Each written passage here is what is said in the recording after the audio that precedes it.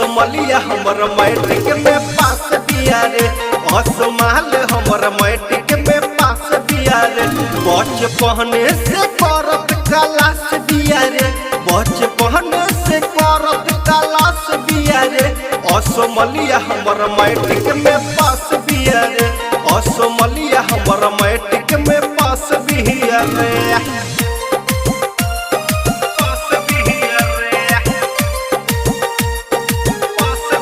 Recording by RRT Digital Recording Studio, Chhadadana।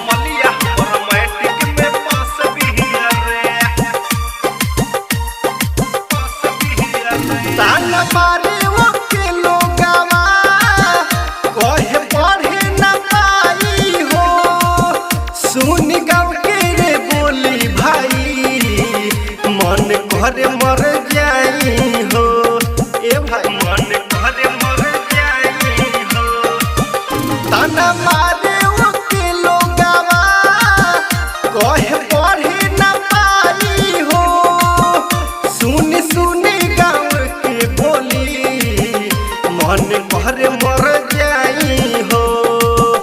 आइल media पर सहबत बिया पर धर कहने के हमरे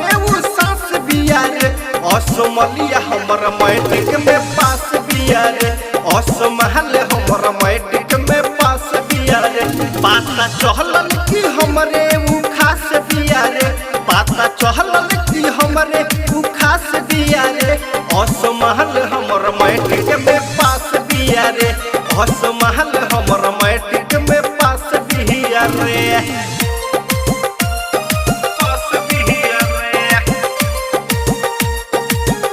Recording by RRT Digital Recording Studio, Chhadadana।